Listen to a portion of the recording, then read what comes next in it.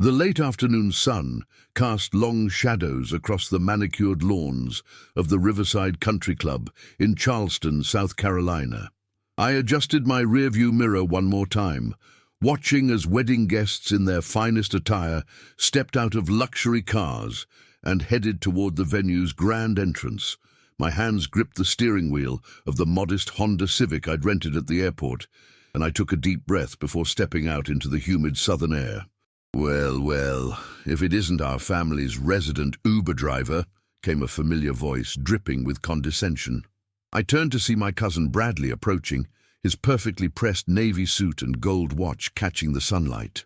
Behind him trailed his wife Miranda, her eyes already scanning me from head to toe with barely concealed disapproval. "Good to see you too, Bradley," I replied, keeping my voice steady as I pulled my simple black suit jacket from the back seat.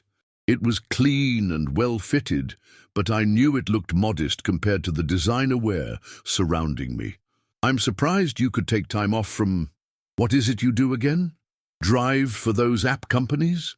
Miranda's voice carried that particular southern passive-aggressive sweetness that could cut glass. "How noble of you to make it to Emma's big day." Before I could respond, my sister Emma appeared at the country club's entrance, radiant in her flowing white gown.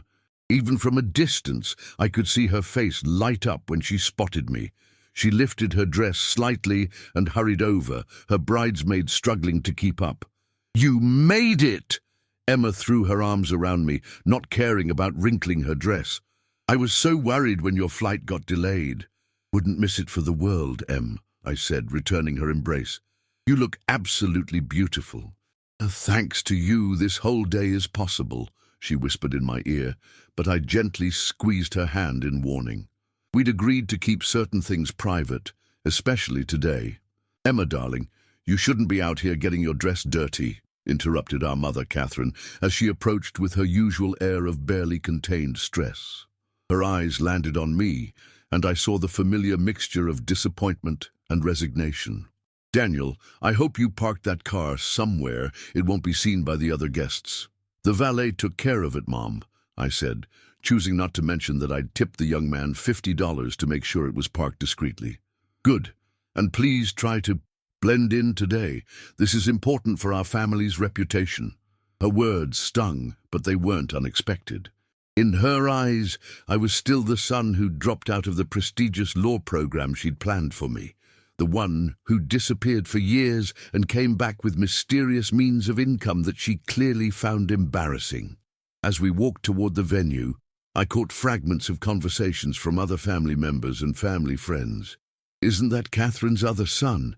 The one who drives cars for a living? Such a shame. He used to be so promising. At least Emma turned out well." The ceremony was being held in the club's rose garden, with rows of white chairs arranged beneath ancient oak trees, draped in Spanish moss. I found my seat in the family section, noting how several relatives seemed to shift slightly away from me. My Uncle Harold, a successful banker, nodded politely, but didn't engage in conversation. My Aunt Patricia, who'd always been kind to me as a child, offered a tight smile, but quickly turned to chat with someone else. As guests continued to arrive, I noticed the clear social stratification.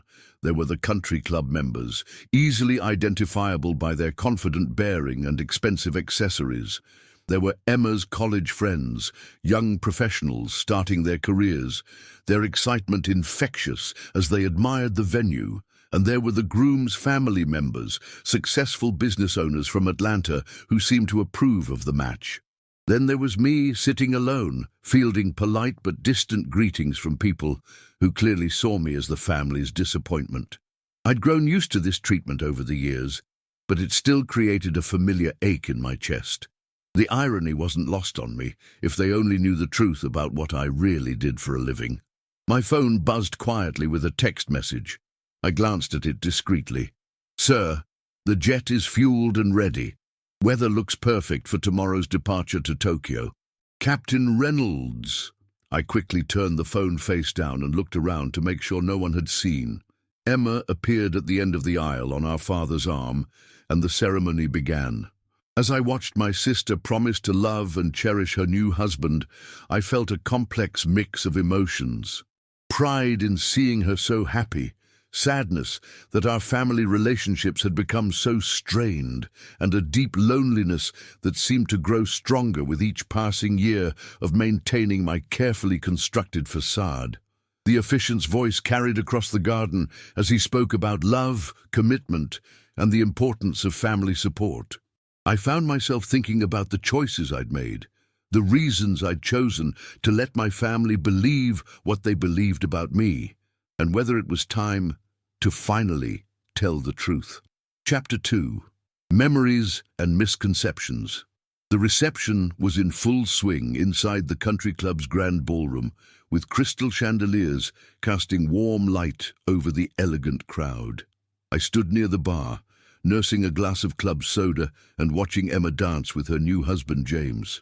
Their happiness was infectious, and for a moment I forgot about the uncomfortable stares and whispered conversations that seemed to follow me throughout the evening. "Daniel, right?" A warm voice beside me broke through my thoughts. I turned to see James's sister, Sarah, a pediatric surgeon from Atlanta who'd been nothing but kind during the few family gatherings we'd attended together. "I wanted to thank you." I raised an eyebrow, confused. "Thank me for what?" "Emma told me how you helped make all this possible. The venue, the flowers, even flying in their favorite photographer from New York. She said you insisted on staying anonymous, but I think what you did was beautiful." My chest tightened. Emma had promised to keep the financial details private, but apparently she'd shared more than we'd agreed upon. "I just wanted her to have the wedding she dreamed of," I said quietly. Sarah studied my face with the perceptive gaze of someone used to reading between the lines. She also mentioned, "You've been struggling to find steady work. That makes your generosity even more meaningful." Before I could respond, Bradley appeared beside us, clearly having overheard part of our conversation. "Oh, don't let him fool you, Sarah. Daniel here has been between opportunities for about 5 years now. We keep expecting him to ask Dad for money, but somehow he always shows up with just enough to get by." "That's enough, Bradley," I said, my voice carrying a warning edge that made him step back slightly. "I'm just saying, it's impressive how someone can afford to live without a real job. Makes a person wonder about the source of income, you know?" His implication hung in the air like smoke.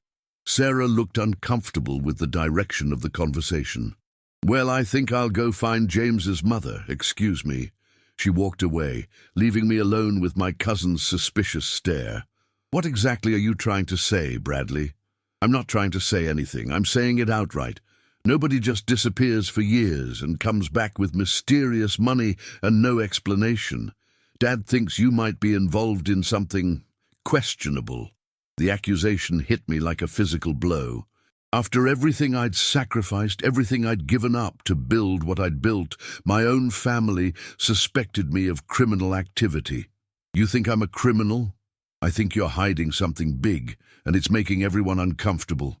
Mum's been fielding questions from her bridge club for months about what you really do. It's embarrassing." I looked across the room at my mother, who was engaged in animated conversation with several well-dressed women. Her posture was stiff, her smile forced, and I realized she was probably answering those very questions right now. "Maybe if you just told us the truth," Bradley started, but I cut him off. "The truth is, I drive cars sometimes, I do odd jobs, and I manage to pay my bills. That's all you need to know." "Come on, Daniel, nobody pays for a $30,000 wedding doing odd jobs." My phone buzzed again. Another message I couldn't check in front of Bradley, but I caught a glimpse of the sender. "Quarterly earnings report ready for your review. CFO Martinez." I slipped the phone back into my pocket, hoping my cousin hadn't seen. The conversation was interrupted by the sound of clinking glasses. Emma's maid of honor was calling for attention for the toasts. We made our way to the main table area, where James's father was already standing with a microphone. "I'd like to thank everyone for being here to celebrate James and Emma," he began, his voice warm with genuine affection. When James first told us about Emma, we knew she was special. But what really impressed us was learning about her family's values. Her brother Daniel here might not say much, but his actions speak volumes. All eyes turned to me, and I felt heat creep up my neck. James's father continued. James told me how Daniel worked extra shifts for months to help pay for Emma's graduate school when she ran into financial trouble. That's the kind of brother, the kind of man that tells you everything about a family's character. The applause was polite but scattered. I could see the confusion on my family members' faces. Extra shifts driving cars wouldn't have covered Emma's graduate school tuition, and they knew it.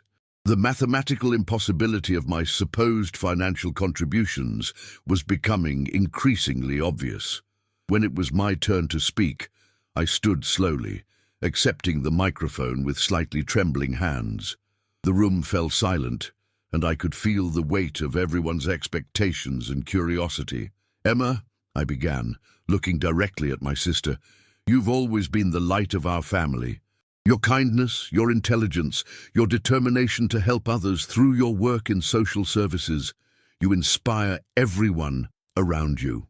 My voice grew stronger as I spoke from the heart. James, you're getting someone who will challenge you to be better, support you when you're struggling, and celebrate your victories like they're her own. I paused, looking around the room at faces both familiar and new. Family isn't just about blood. It's about showing up for the people you love, even when it's difficult, even when you're misunderstood. Emma, you've always shown up for me, even when others didn't understand my choices. I hope I can continue to show up for you both. The applause this time was warmer, more genuine. As I handed back the microphone, I caught Emma wiping tears from her eyes. But I also noticed my mother's concerned expression and Uncle Harold whispering something to my father. As the evening progressed, I found myself increasingly isolated. The weight of maintaining my facade was becoming unbearable, especially as I watched Emma's joy and felt the growing distance from my own family. Every conversation felt like a minefield. Every casual question about my work, a potential exposure of the complex web of half-truths I'd woven. Chapter 3. The Breaking Point. The wedding reception was winding down, but the country club's bar remained busy with family members and close friends who weren't ready to end the celebration. I sat alone at a small table near the windows, watching the last few couples swaying to soft jazz music on the dance floor. Emma and James had already left for their honeymoon suite, but not before Emma squeezed my hand and whispered, "Thank you for everything. I love you, big brother." My father approached, his usually stern expression softened by the evening's festivities, and perhaps a glass too many of the premium bourbon he favored. "Daniel, can we talk?" I gestured to the empty chair across from me, and he sat down heavily. For several moments, we sat in comfortable silence, both watching the remaining dancers. "Your mother is worried about you," he finally said, his voice quieter than usual. "Hell, I'm worried about you too." "Dad, I'm fine. Really. Are you?" He leaned forward, studying my face with the same intensity he'd used when I was a teenager trying to explain a broken curfew. "Son, I've been in business for 40 years. I know what it looks like when someone's living beyond their means, and I know what it looks like when someone's hiding something important." My chest tightened again. "What are you trying to say?" "I'm saying that the math doesn't add up. Emma's wedding cost more than most people make in a year. Her graduate school tuition, the help you gave her when she was starting her career, the apartment deposit when she moved to Charleston, we know about all of it because she tells us everything." He paused, his eyes never leaving mine. Driving for app companies doesn't pay for that kind of generosity. I remained silent, knowing that anything I said would only deepen the hole I'd dug for myself. "Bradley thinks you might be involved in something illegal. Your mother thinks you might be borrowing money you can't pay back. I think—" He stopped, seeming to choose his words carefully. "I think you're protecting us from something, and I can't figure out why." The weight of years of deception pressed down on me like a physical force. I looked at this man who'd raised me, who'd sacrificed his own dreams to build a successful accounting firm that supported our family, who'd never understood why I'd walked away from the law career he'd planned for me. "Dad, what if I told you that everything you thought you knew about my life was wrong?" He raised an eyebrow. "I'd say I've been waiting 5 years for you to tell me that." Before I could respond, my phone rang. Not a text this time, but an actual call. I glanced at the screen and felt my blood pressure spike. Richard Chen, CFO, flashed across the display. Richard never called unless it was urgent, and he knew I was at Emma's wedding. "I need to take this," I said, standing quickly. "At midnight on a Saturday?" my father asked, but I was already walking toward the club's quiet lobby. I answered on the 4th ring. "Richard, this better be important. Daniel, I'm sorry to call so late, but we have a problem. The Singapore deal is falling apart. Minister Wong is threatening to withdraw unless you personally attend the Monday morning meeting. If we lose this contract—" "I know," I said, running my hand through my hair. "How much are we talking about?" 800 million. Maybe more if they decide to expand to the other Southeast Asian markets like we discussed. I closed my eyes, feeling the familiar weight of responsibility settle on my shoulders. "Book the jet for Sunday afternoon. I'll need to be in Singapore by Sunday night local time." "Already done. Captain Reynolds is standing by." "Good. Send me the updated proposals and Wong's latest concerns. I'll review everything during the flight." "Sir, there's one more thing. The Wall Street Journal is running a story Monday about the merger. They're specifically mentioning your involvement. It might be time to—" "We'll deal with that when I get back. Right now, just focus on Singapore." I ended the call and stood in the empty lobby, staring at my reflection in the darkened windows. Outside, Charleston's historic district twinkled with streetlights and the gentle glow of gas lamps. Inside, I felt like a man standing at the edge of a cliff. When I returned to the bar, my father was still sitting at our table, but he wasn't alone. My mother had joined him, along with Uncle Harold and Bradley. The family council had convened. "Everything all right?" my mother asked as I sat down, her voice carrying that particular mixture of concern and suspicion I'd grown to dread. "Just work," I said simply. "Work that calls at midnight on a Saturday?" Bradley's voice carried the same accusatory tone from earlier. "Some jobs don't follow regular schedules." Uncle Harold, who'd been quiet all evening, finally spoke up. "Daniel, I've been thinking about our conversation from Christmas. You mentioned doing some consulting work, but you were vague about the details. What kind of consulting?" The table fell silent. Even the background jazz seemed to fade as 4 pairs of eyes focused on me, waiting for an answer that wouldn't come without consequences. "Business consulting," I said, knowing how inadequate it sounded. "For who?" Bradley pressed. "Companies that need help with strategic planning." "What kind of companies?" my mother asked. "Various kinds." The frustration around the table was palpable. My father leaned back in his chair, his expression unreadable. "Son, we're not interrogating you because we want to embarrass you. We're asking because we love you, and we're concerned." "Concerned about what?" "About the fact that you're clearly living a double life," Uncle Harold said bluntly. "About the fact that you disappear for months at a time with no explanation. About the fact that you can afford to pay for elaborate weddings and graduate school tuition while claiming to drive cars for a living." My mother's voice was barely above a whisper. "Daniel, are you in some kind of trouble? Because if you are, we can help. Your father has connections. Harold knows lawyers."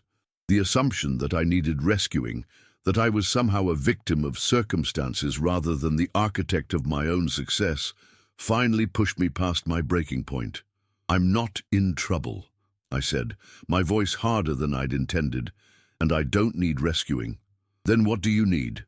my father asked quietly. I looked around the table at these people who'd known me my entire life but didn't know me at all. The irony was overwhelming. They were worried about my financial stability while I worried about $800 million deals falling apart. "I need you to trust me." I said finally. I need you to believe that I'm exactly where I'm supposed to be, doing exactly what I'm supposed to be doing, even if you don't understand it. Bradley scoffed. That's not an answer. It's the only answer I can give you right now. The silence that followed was heavy with disappointment and unresolved tension. My mother's eyes filled with tears she refused to let fall. My father's jaw tightened with the frustration of a man who'd built his life on transparency and clear communication. Chapter 4. Sleepless Confessions. I left the country club at nearly 2 a.m., driving through Charleston's empty streets in my rental car, while my family's questions echoed in my mind. The historic mansions and ancient oak trees looked different in the darkness, shadows creating shapes that seemed to mirror the weight of secrets I'd been carrying. Back at my hotel room at the Harbor View Inn, I sat on the edge of the bed, staring at my laptop screen as emails flooded in about Monday's Singapore meeting. 3 years of negotiations hung in the balance, along with jobs for nearly 2,000 employees across 4 countries. The irony wasn't lost on me. While my family worried about my ability to pay rent, I was managing deals that could affect entire regional economies. My phone buzzed with a text from Emma. "Thank you again for the most perfect day. I know the family was giving you a hard time tonight. Want to talk when we get back from the honeymoon?" I typed back. "Just focus on being happy. We'll talk soon." But sleep wouldn't come. Instead, I found myself thinking about the choices that had led me here, to this strange double life that was becoming increasingly impossible to maintain. It had started 6 years ago, when I'd walked away from the law program at Duke that my parents had sacrificed to afford. They'd never understood my explanation, that I'd discovered a passion for business strategy, that I'd been accepted into a selective entrepreneurship program, that I'd identified a gap in the market for consulting services that could help mid-sized companies navigate international expansion. What I hadn't told them was how quickly everything had escalated. The first client had been a family-owned manufacturing company in North Carolina that needed help entering Asian markets. My success with their expansion had led to referrals, which led to bigger clients, which led to partnerships with firms in Singapore, Hong Kong, and Tokyo. By the time I'd incorporated Meridian Strategic Consulting, I was already handling projects worth tens of millions of dollars. But I'd made the mistake of downplaying my success to my family, telling them I was trying to get a consulting business off the ground, rather than admitting I'd already built something substantial. The lie had seemed harmless at first, a way to avoid their concerns about the risks of entrepreneurship, a way to prevent the inevitable comparisons to my father's steady, predictable accounting practice. But as my company grew, the lie had become more complex, more difficult to unravel. Now at 28, I was the CEO of a firm with offices in 6 countries and annual revenues exceeding $200 million. We specialized in helping companies navigate complex international markets, particularly in Asia-Pacific regions, where cultural understanding was as important as financial acumen. My team included former diplomats, international lawyers, economists, and regional specialists who commanded respect from Fortune 500 executives and government ministers alike. But to my family, I was still the dropout who'd thrown away his potential and now scraped by driving cars for strangers. At 3 a.m., unable to sleep, I called the one person who knew the whole truth. "This better be good." Emma's voice was groggy but concerned. "Aren't you supposed to be sleeping off wedding cake and champagne?" "Em, I can't keep doing this." There was a long pause. "The family thing? Tonight was brutal. Dad thinks I'm hiding something illegal. Bradley practically accused me of being a drug dealer. Mom looked like she was planning an intervention." Emma sighed. "I told you this would happen eventually. You can't build a multinational company and pretend to be struggling financially forever." "I know. But how do I explain 6 years of lies? How do I tell them that while they've been worrying about my future, I've been managing portfolios worth more than Dad's entire firm will see in a lifetime?" Maybe start with the truth about why you lied in the first place. I walked to the window, looking out at Charleston Harbor, where the lights of distant ships twinkled like fallen stars. I was protecting them from disappointment if I failed. You remember how they reacted when I left law school? If I'd told them I was starting a business and then failed. But you didn't fail. No, but they don't know that. And now the success feels too big to explain.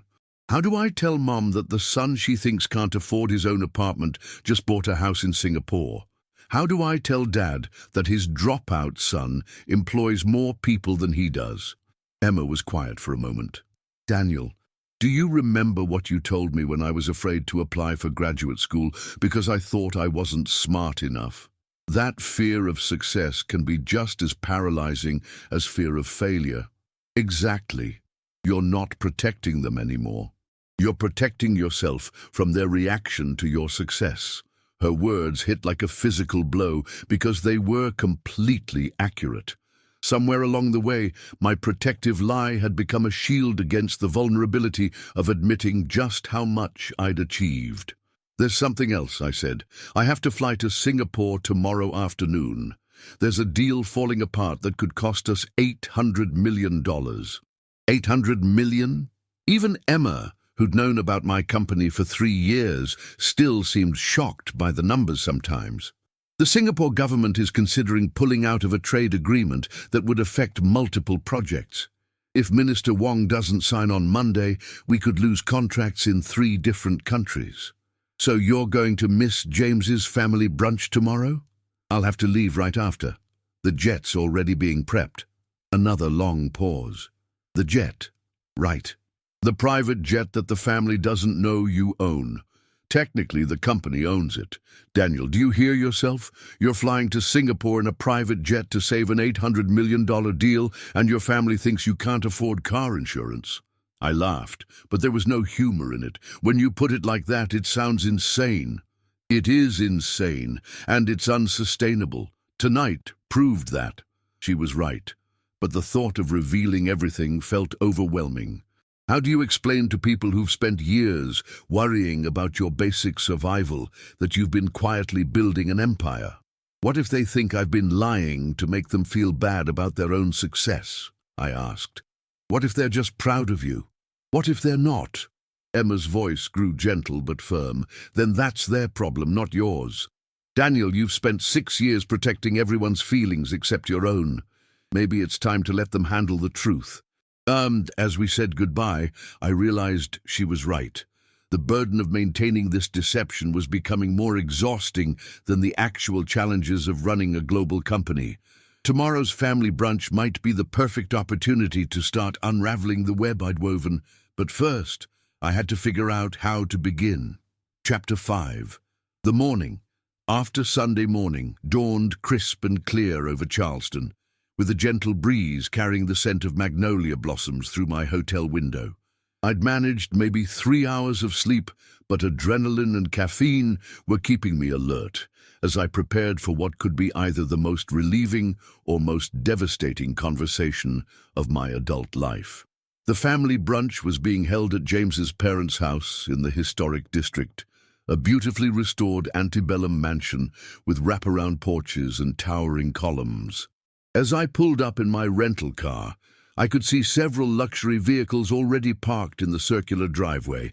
Uncle Harold's Mercedes, Bradley's BMW, and what looked like James's father's new Lexus. I sat in the car for a moment, steeling myself for what was to come. My phone showed 17 missed calls and 43 unread emails, all related to the Singapore crisis. Richard Chen had sent an updated briefing document at 6 a.m., along with a note that Minister Wong was becoming increasingly difficult to reach. Focus on one crisis at a time, I muttered to myself, pocketing the phone and walking toward the house. James's mother, Patricia, greeted me at the door with genuine warmth.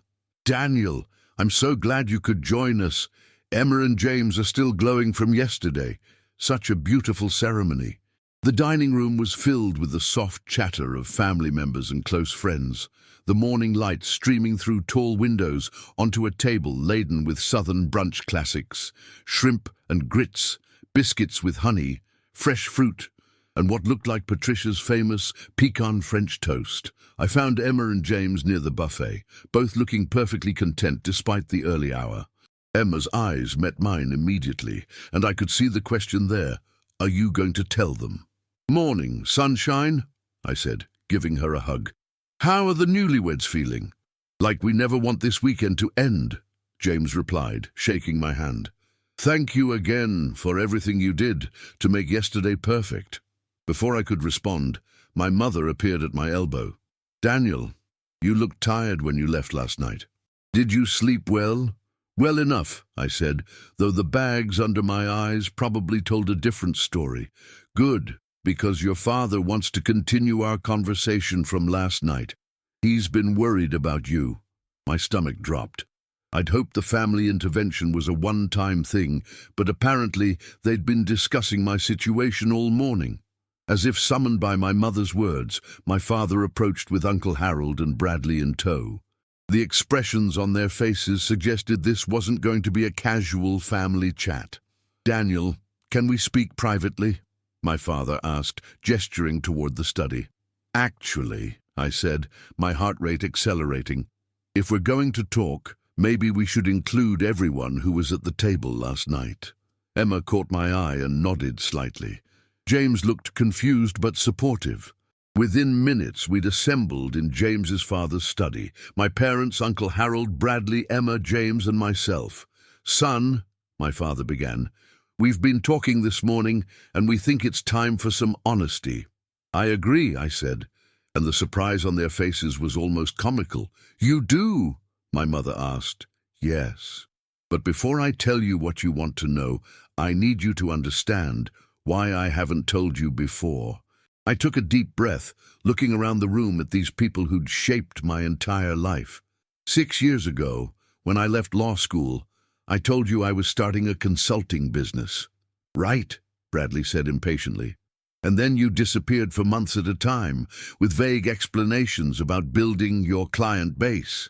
The thing is, I continued, I wasn't lying about starting a business. I was lying about how well it was going. Uncle Harold frowned. What do you mean?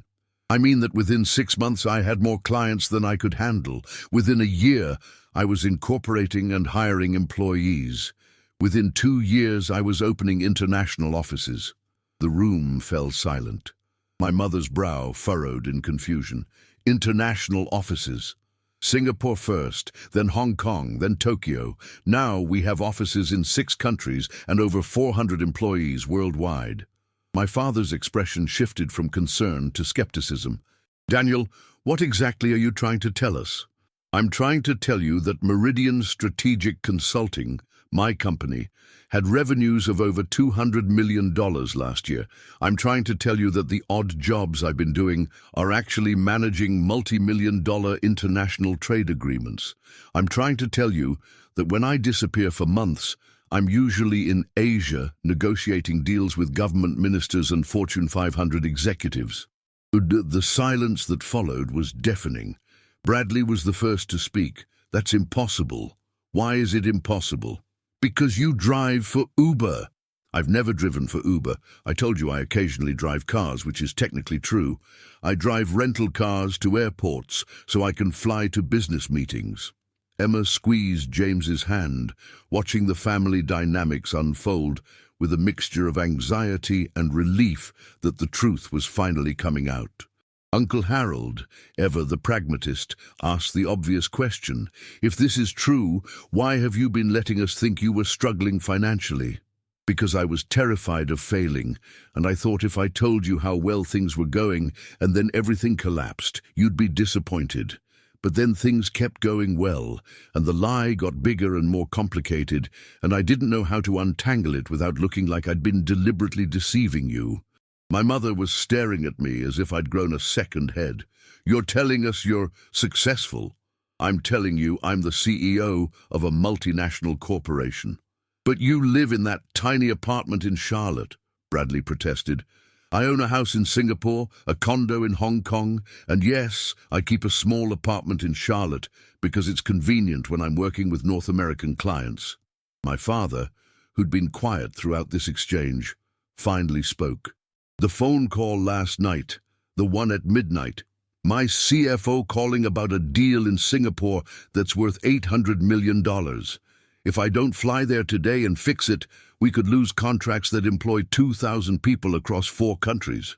Fly there today, my mother's voice was barely a whisper, on the company jet, which is currently being fueled at Charleston Executive Airport. The room erupted in a chaos of voices, questions, exclamations, and what sounded like Bradley muttering, "This is insane," repeatedly. But all I could focus on was my mother's face, which had gone pale with what looked like shock, mixed with something I couldn't quite identify. "Mom," I said softly, "are you okay?" She looked at me for a long moment, then said, "I need some air." And Chapter 6, Unraveling Threads. My mother stepped out onto the mansion's back veranda, and after a moment's hesitation, I followed her. The rest of the family remained in the study, their voices a mixture of heated discussion and disbelief drifting through the open French doors. She stood at the wrought iron railing, looking out over the meticulously maintained garden where yesterday's wedding ceremony had taken place. The morning sun cast dappled shadows through the oak trees, and somewhere in the distance, church bells were calling Charleston's faithful to Sunday service. "Mom, I know this is a shock." "A shock?" She turned to face me, and I was surprised to see tears streaming down her cheeks. "Daniel, for 6 years, I've been lying awake at night worrying about whether you had enough money for groceries. I've been making excuses to my friends about why my son dropped out of law school to become a driver. I've been carrying this weight of guilt, thinking I failed as a mother because I couldn't convince you to make better choices." The pain in her voice cut through me like a blade. "Mom, you didn't fail? And all this time, you've been more successful than your father and I ever dreamed of being?" Her voice cracked. "Do you have any idea what that feels like? To discover that your child has been protecting you from the truth of their success because they thought you couldn't handle it." I reached for her hand, but she pulled away. "I was protecting you from potential disappointment, not from success." "Were you, or were you protecting yourself from our judgment?" The question hung in the air between us, heavy with implications I wasn't ready to examine. Before I could answer, my father appeared in the doorway. "Catherine, Daniel, I think you both need to hear this." We followed him back into the study, where Uncle Harold was pacing by the window, while Bradley sat in stunned silence. Emma and James remained close together on the sofa, watching the family drama unfold with obvious concern. "Harold did some research on his phone," my father announced. "Apparently, Meridian Strategic Consulting is real." Uncle Harold turned from the window, his expression a mixture of awe and bewilderment. "It's more than real. Forbes mentioned them in an article about emerging consultancy firms last year. The Wall Street Journal has quoted their CEO, Daniel Mitchell, in multiple articles about Asian market expansion." "Daniel Mitchell," Bradley repeated slowly. "You use your middle name professionally?" "I use my full name, Daniel Mitchell Thompson. The family name is too common for international business, so I dropped it for professional purposes." My father sat down heavily in the leather desk chair. "The articles Harold found, they mentioned deals worth hundreds of millions of dollars. That's what I've been trying to tell you. But why?" My mother's voice was small, fragile. "Why let us worry and wonder and assume the worst?" I looked around the room at these people who'd shaped my entire life, and for the first time in years, I felt completely vulnerable. Because when I was 22 and dropping out of law school, I was terrified of failing and having to come back and admit you were right about needing a stable career. So I downplayed everything until I was sure it would work. "But it did work," Emma said gently. "It worked beyond anyone's wildest expectations. By then, the lie was too big to correct. How do you tell your family that you've been pretending to struggle when you're actually wildly successful? How do you explain that every worried conversation about my future was based on completely false information? Uncle Harold stopped pacing. You let us think you might be involved in criminal activity rather than admit you were successful. The accusation stung because it was accurate. I know how it sounds. It sounds like you thought we were too small-minded to handle your success, Bradley said, his voice bitter with hurt. Like you thought we'd resent you for doing better than us. That's not, I started, but then stopped.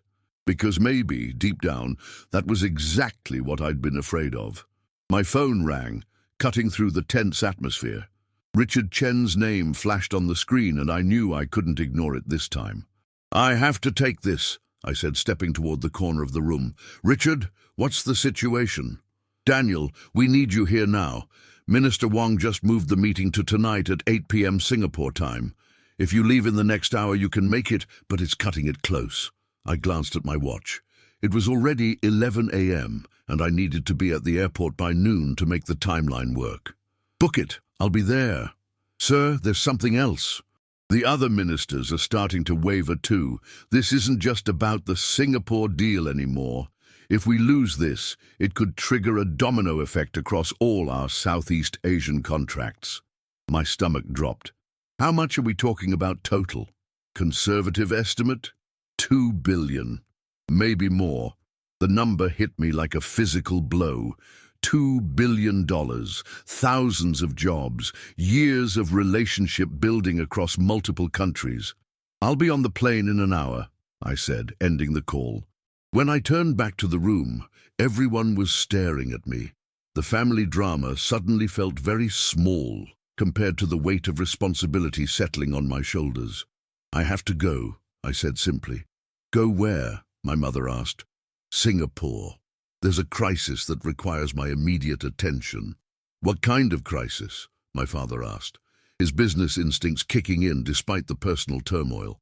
The kind where if I don't fix it in the next 12 hours, my company could lose $2 billion in contracts and several thousand people could lose their jobs. The room fell silent again. Bradley looked like he was trying to process a mathematical equation that didn't make sense. Uncle Harold sat down slowly, as if the magnitude of the numbers had physically affected him. $2 billion, my father repeated quietly. Conservative estimate. Emma stood up. Then you need to go. We can finish this conversation when you get back. Em, I'm sorry.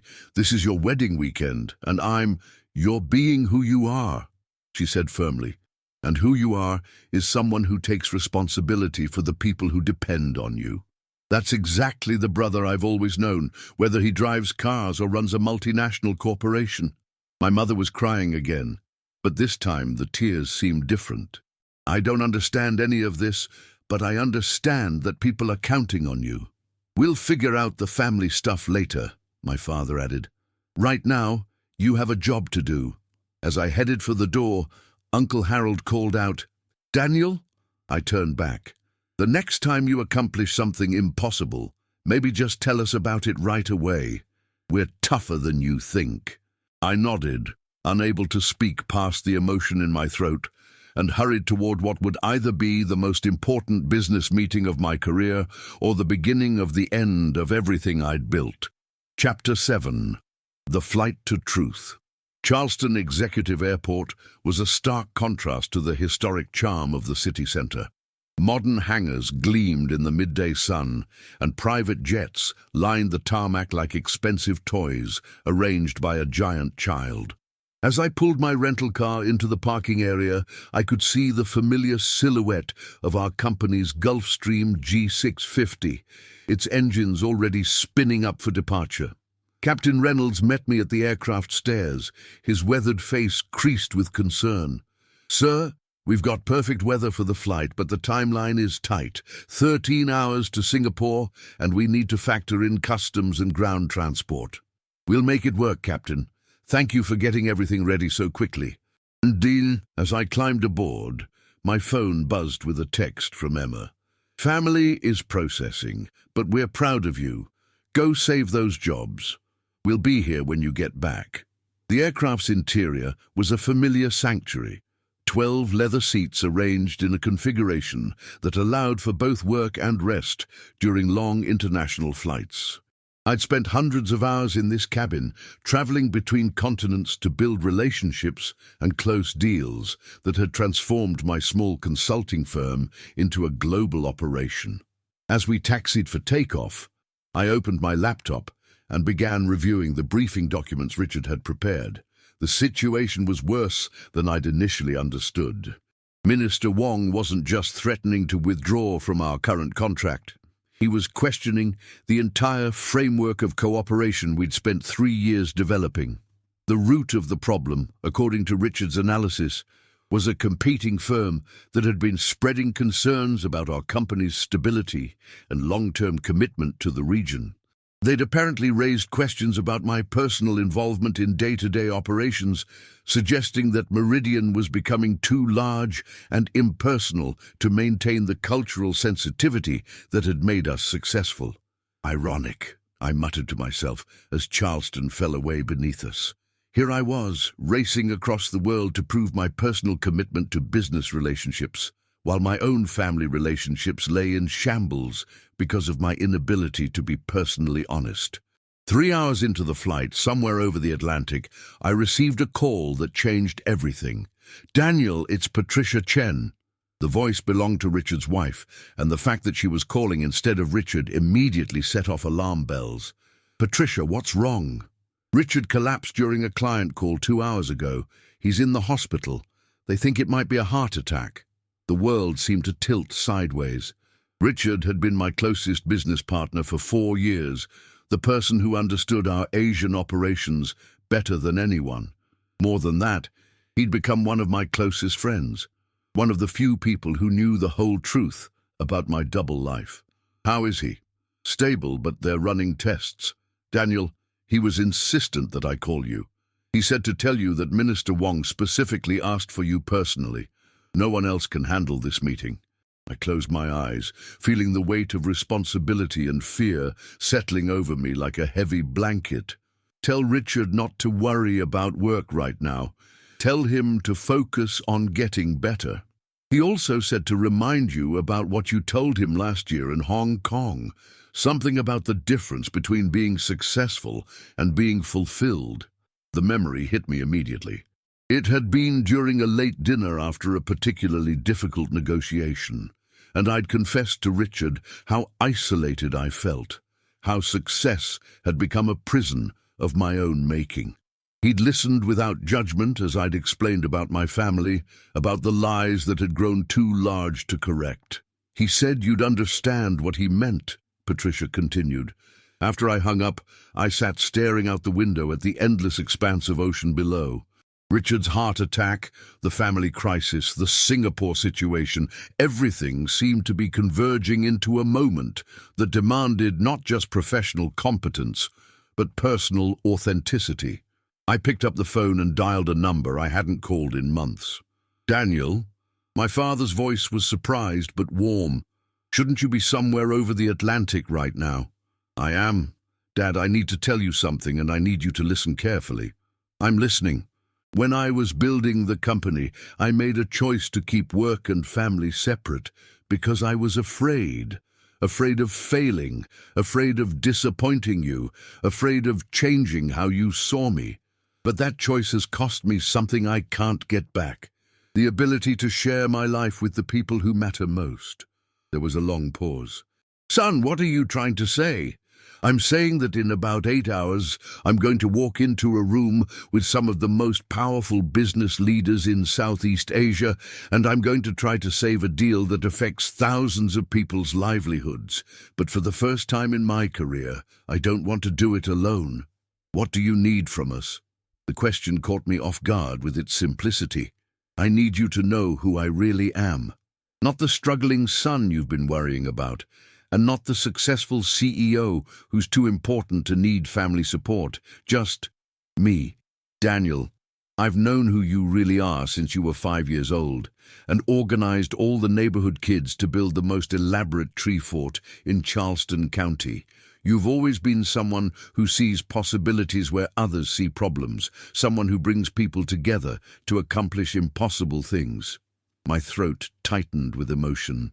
Even when I make terrible decisions about lying to the people I love, especially then, because even your terrible decisions come from a place of caring about others. When we hung up, I felt something shift inside me. For the first time in years, I wasn't carrying the weight of my success alone. As Singapore grew closer, I realized that the most important meeting of my career wasn't going to be about proving my competence. It was going to be about proving my authenticity. I opened my laptop and began drafting a new presentation, one that didn't just focus on financial projections and strategic advantages, but on the personal relationships and cultural understanding that had always been the real foundation of our success. For once, I was going to tell the complete truth about who I was and what I stood for. The captain's voice came over the intercom. "Sir, we're beginning our descent into Singapore. Local time is 7:30 p.m. and traffic to the city centre looks manageable. 30 minutes to the most important conversation of my professional life, but for the first time in years, I felt ready for it." Chapter 8. The Moment of Truth. The Marina Bay Sands conference room commanded a breathtaking view of Singapore's skyline, its floor-to-ceiling windows reflecting the city's glittering lights against the dark waters of the harbour. Minister Wong sat at the head of a polished mahogany table, flanked by 4 other officials whose expressions ranged from skeptical to openly hostile. The competing firms' representatives occupied chairs along the opposite wall, their confident postures suggesting they believed they'd already won. I entered the room alone, carrying only a single folder and my phone, which showed 17 missed calls from my anxious team back in Charlotte. As I took my seat, Minister Wong's assistant placed a glass of water before me and whispered, "The minister has allocated 30 minutes for this discussion. 30 minutes to save $2 billion and thousands of jobs.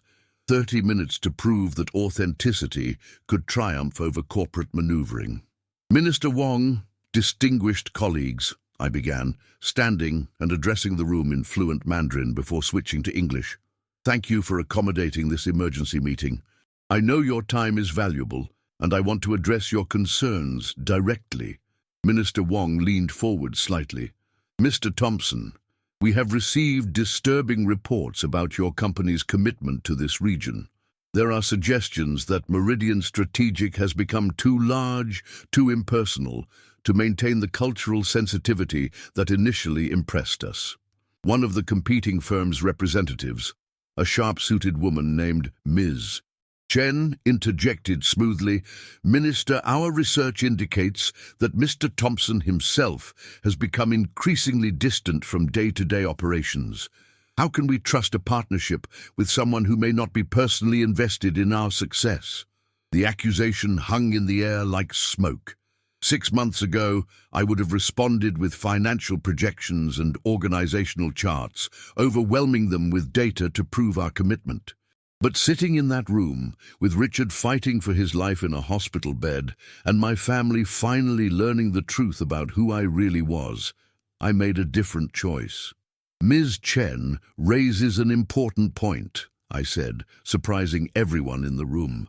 "She's absolutely right that I've been distant, but not in the way she suggests." I walked to the window, looking out at the city where I'd spent countless hours building relationships and understanding cultural nuances that made the difference between success and failure in international business. 3 days ago, I was at my sister's wedding in Charleston, South Carolina. My family believed I was a struggling driver, barely making ends meet. They had no idea that I was the CEO of the company we're discussing tonight. For 6 years, I've maintained this deception because I was afraid of failing, afraid of disappointment, afraid of changing how the people I love saw me. The room was completely silent. Minister Wong's expression shifted from skepticism to intrigue. I tell you this because it illustrates something crucial about how I've been approaching business relationships. Just as I thought I was protecting my family by hiding my success, I've been protecting our business partnerships by hiding my personal investment in them. I returned to the table and opened my folder, revealing not financial documents, but photographs. This is a picture of Li Wei, the factory manager in Guangzhou, whose expansion we helped finance. His daughter just started university, the first person in her family to attend college. This is Sarah Krishnamurthy, who runs our logistics operation in Mumbai. She's been able to hire 37 people from her neighborhood, including her brother, who was unemployed for 2 years. I placed each photograph on the table as I spoke. These aren't just business relationships to me. They're not statistical data points or profit margins. They're people whose lives have been changed by the work we do together. Ms. Chen looked uncomfortable, but Minister Wong was listening intently. The truth is, I haven't been distant because I don't care. I've been distant because I care too much, and I was afraid that my personal investment might be seen as unprofessional. I met each person's eyes around the table. But my personal investment is exactly what makes our partnerships work. I pulled out my phone and showed them a video that had been recorded earlier that day. This is my CFO, Richard Chen, speaking from his hospital bed in Charlotte. He suffered a heart attack this morning while working on this presentation. Instead of resting, he insisted on recording this message. Richard's tired but determined face filled the phone screen as I played the video. Minister Wong, colleagues, Daniel Thompson is the most personally committed business leader I've ever worked with. He doesn't just negotiate deals, he builds relationships that change communities. Our success in your region isn't because of our size or our resources. It's because Daniel understands that business is fundamentally about people trusting people. When the video ended, the room remained quiet. Minister Wong steepled his fingers, studying my face carefully. Mr. Thompson, this is unusual approach to business presentation. Minister, with respect, this isn't just a business presentation. This is a conversation about whether we trust each other enough to continue building something meaningful together. Mu, one of the other officials, Deputy Minister Lim, spoke for the first time. The competing firm has offered very attractive financial terms. I'm sure they have. But when their initial contract period ends, will they still be here? Will they still care about the factory workers in Guangzhou or the logistics coordinators in Mumbai? Or will they move on to the next profitable opportunity? I sat back down, feeling a calm confidence I'd never experienced in any previous business meeting. I'm not asking you to choose us because we're the cheapest option or because we promise the highest returns. I'm asking you to choose us because we're the only option that guarantees the CEO will personally answer his phone at midnight when you need help solving a problem. Minister Wong exchanged glances with his colleagues before standing. Mr. Thompson, we need a few minutes to discuss this privately. As the officials stepped into an adjoining conference room, Ms. Chen approached me. That was either very brave or very foolish. Probably both, I admitted. For what it's worth, I've never seen anyone voluntarily make themselves that vulnerable in a business negotiation. 20 minutes later, Minister Wong returned with his team. His expression was unreadable as he retook his seat. Mr. Thompson, we have decided to continue our partnership with Meridian Strategic Consulting, but we have one condition. My heart rate spiked. What condition? We want that same level of personal honesty in all our future interactions. No more corporate presentations filled with meaningless statistics. We want to work with people, not companies. The relief was overwhelming, but Minister Wong wasn't finished. We're also expanding the scope of our cooperation. Deputy Minister Lim will be reaching out next week about 3 additional projects across Southeast Asia. If you're willing to maintain this level of personal commitment, we believe this partnership could be worth significantly more than $2 billion. As I left the building an hour later, my phone was buzzing with calls from my team, from news outlets who'd somehow learned about the meeting, and from family members back in Charleston. But the first call I returned was to Richard's hospital room. "You did it," he said, his voice weak but triumphant. "Patricia's been monitoring the news feeds. The Singapore deal is being hailed as a masterclass in relationship-based international business." "We did it," I corrected. "And Richard, when you get out of that hospital, we're restructuring everything. No more 18-hour days, no more sacrificing health for deals. Does this mean you're finally going to tell your family the complete truth?" I looked out at Singapore's skyline one more time before heading to the airport. I already did. Turns out they're tougher than I thought. The flight back to Charleston felt different, lighter somehow. As we crossed the Pacific, I drafted emails to our entire team explaining the Singapore success and outlining our new approach to work-life balance. Then I wrote a longer email to my family, sharing details about the business that I'd never discussed before, including an invitation for them to visit our Hong Kong office if they were interested. When I landed in Charleston 48 hours after leaving, Emma was waiting at the airport. She looked tired but happy, still glowing from her wedding weekend. "How did it go?" she asked as we walked toward the parking garage. "We saved the deal. Actually, we did better than save it. We expanded it." "And how do you feel?" I thought about the question as we reached her car. For the first time in years, I wasn't carrying the weight of secrets or the fear of disappointing people with my truth. "I feel like myself," I said finally, "just myself." As we drove through Charleston's familiar streets toward a family dinner where I would answer questions honestly, share stories openly, and maybe even admit that success didn't have to mean isolation, I realized that sometimes the biggest risk in business and in life is being authentically yourself. But sometimes it's also the only strategy that actually works. The end.